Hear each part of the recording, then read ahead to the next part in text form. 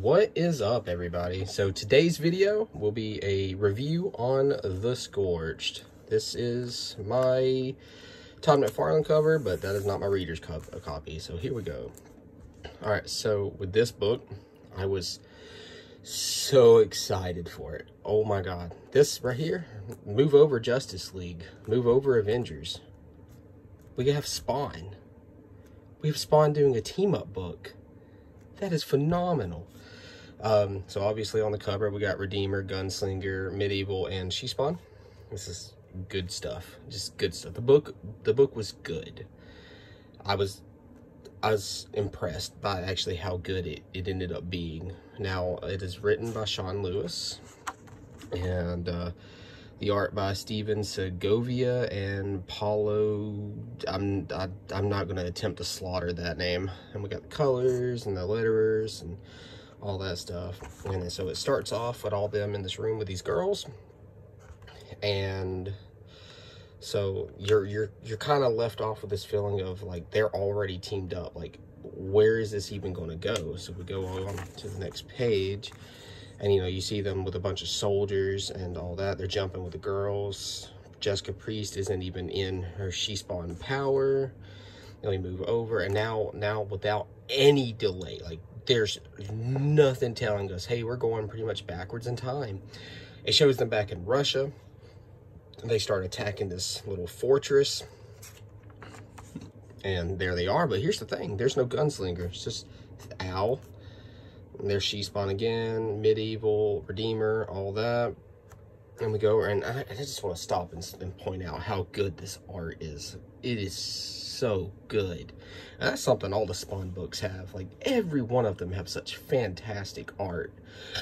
They do have some grammar issues. We've got some grammar issues. I think at this point it's a running gag, but we got fantastic artwork, and you got just a lot of action going on at the start, but you're still just left kind of confused.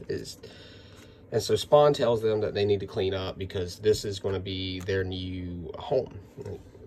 And so Jessica's talking about how they've pretty much just been evicted and all that stuff. And we go on to the next page, and we see that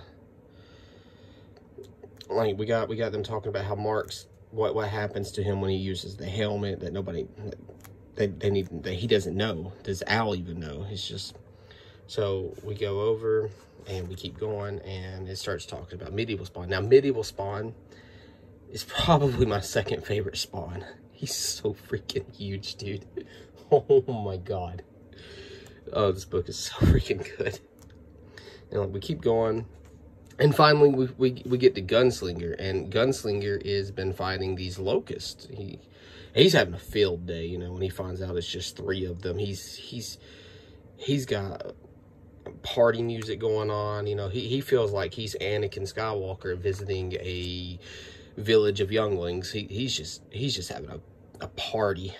And so we go on, and he starts taking them out. First he's getting his ass whooped. That's problem number 1 right there. So we keep going, and finally he starts getting on top, and my God, just look at that. So they finally go over there and start talking to Gunslinger, and Gunslinger, it just says, like, look, it's not over. And Big Boy appears.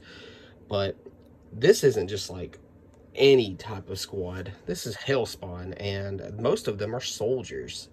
So they immediately just take this thing out, like no problems necessary. Like, it's just quick. And again, I keep bringing myself back to the art, but it's just so good. It's just so good. So Gunslinger actually decides to join, all that stuff. Once he finds out Al's not going to be involved, and he decides, let's just go to Russia. So that's where they get the title, the name. It's their name. We got the Scorched. And then back to Russia, and we start focusing on these 2 girls. These 2 girls that are running. Now, what could these girls have seen that is causing them to run? Well, we're going to find out. And so we got them running from the soldiers, and then eventually we get to the section where these guys turn into, I want to say, wolves. And, well, we get this beautiful, beautiful 2-page spread. Oh, my God. Oh, that guy got a gun bullet in his head. He just, oh, my Lord, it's so good. Although, for some reason, Medieval's helmet looks like that first version of Iron Man's from the movie back in 2008. Rough looking helmet. So we got Gunslinger, you know, he's murking everybody. This woman's got mascara on, even though they're on the run. You know, she wants to look pretty while she's running for her life. And then we go on, and Gunslinger says, "Hey man, I got some questions, and since you don't have the answers, I'm gonna snap your jaw."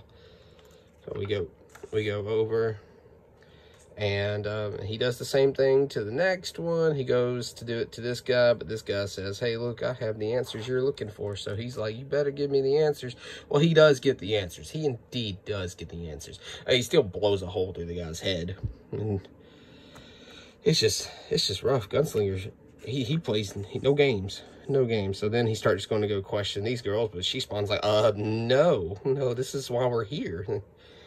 And so she reverts back to her human form, and they go on to protect the girls. And then we get the group, and then, you know, you see she spawned back there becoming Doctor Strange. She's Scooby-Dooing that crap. We go on, and life is Gucci. And so we keep having them. Well, first off, what a beautiful moment we have here. So we have Medieval, you know, he gave them the cape, and he's like, "Listen, hold my hand." Oh shit, flashback time. So we cut into the flashback, and, you know, freedom is not a crime. Well, apparently in Russia it is. So now we figure out why the girls were on the run.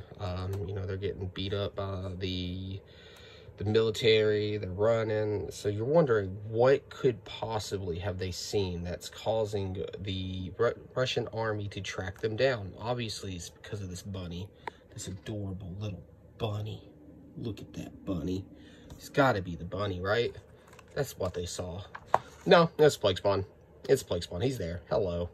And he is menacing.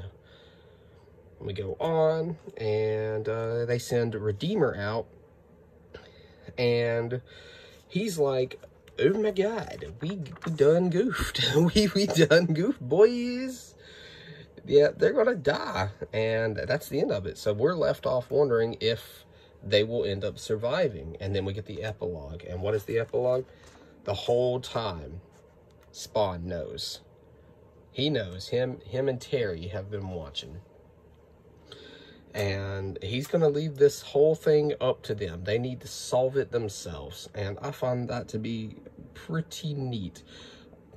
And so he's going to leave it to them. They got to figure out this mess by themselves, and that's it. And then we get the breakdown for Spawn in general and all that. So, and what that brings me to is my actual thoughts on the book.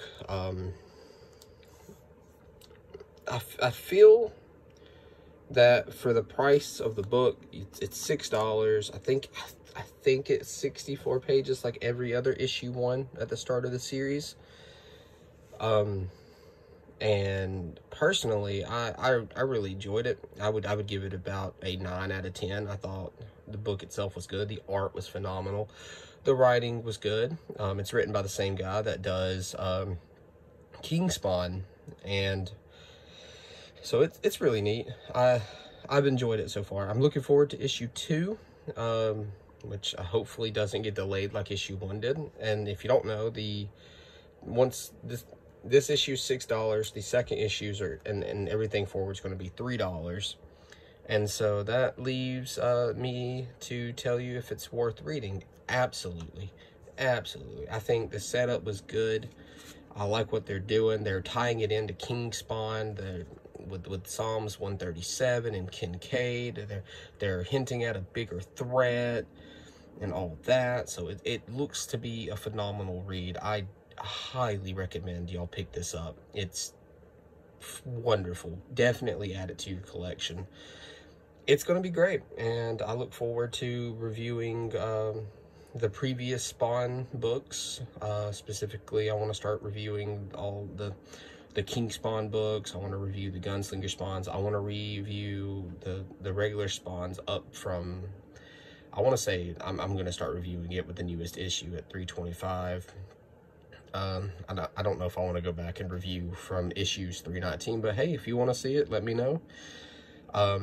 You know, leave a like, subscribe, and if you want to see more content of comic book reviews, let me know. I'm planning to do episode 4 of Batman Arkham Asylum hard mode, and I've also linked my Twitter into the channel, so if you're interested in seeing what I think of comic books that I'm currently reading and other stuff like that I got going on, then follow me on Twitter, and I'll let y'all know what videos I have coming up and all that. But I'm out of here, and I hope y'all watch and like.